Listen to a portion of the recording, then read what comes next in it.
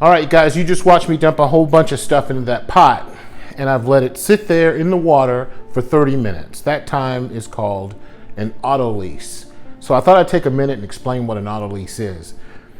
An autolyse is something that artisan bakers do all the time, but not a lot of home bakers do. And it can really add a lot to your bake. So you put whole grains, like a whole wheat flour or a rye flour, into the water and let them soak up as much water as they can, because whole grain has the whole grain in it.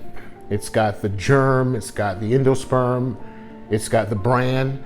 All of that is still a part of the flour, and it takes a while for the water to permeate that, all those barriers and get into your grain.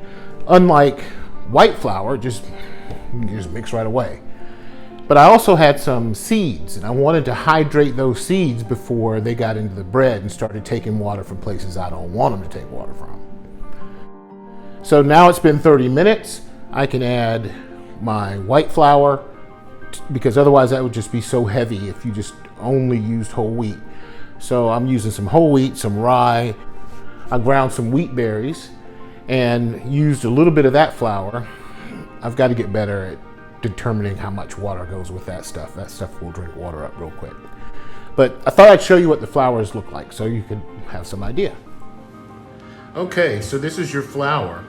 These are your wheat berries. This is what comes off the plant. And this is a hard red winter wheat. So here is your whole wheat. It still has the bran, the germ, and the endosperm still in it. It's been ground, but it's still whole wheat. It still has everything in it.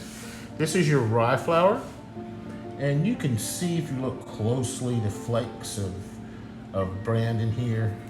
And these types of flours need to absorb water longer, because you have to, get past the permeability of the bran and the germ and the endosperm.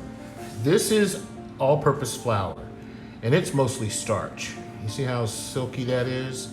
This is why everybody likes it so much, because starches turn into sugars, and sugars, we all like sugars.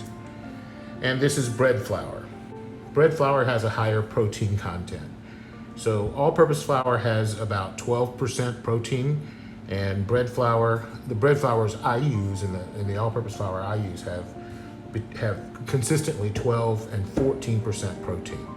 The higher the protein amount it tells you how well gluten will develop. Yeast gives off. That's a whole nother story. But anyway, so if you want to grind your own, this is not hard to do.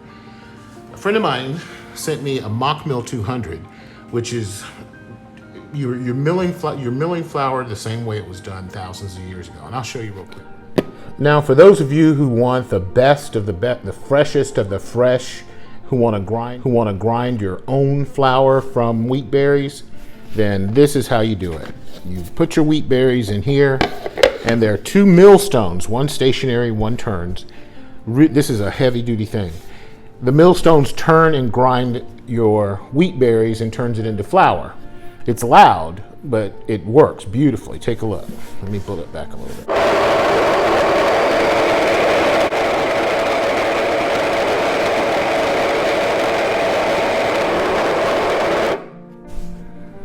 Now you can see that's a very coarse grind, very coarse. And what I can do really is put this back in here and see how fine I can make it.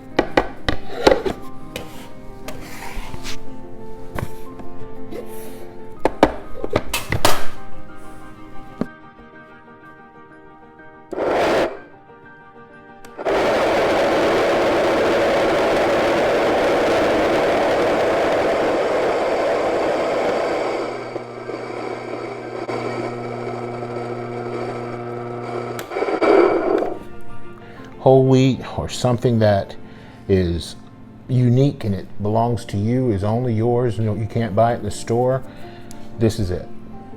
This is what you need if you want to grind your own wheat. This is great for grinding all kinds of stuff, nuts, all kinds of stuff. Not things that are oily, but everything else is good.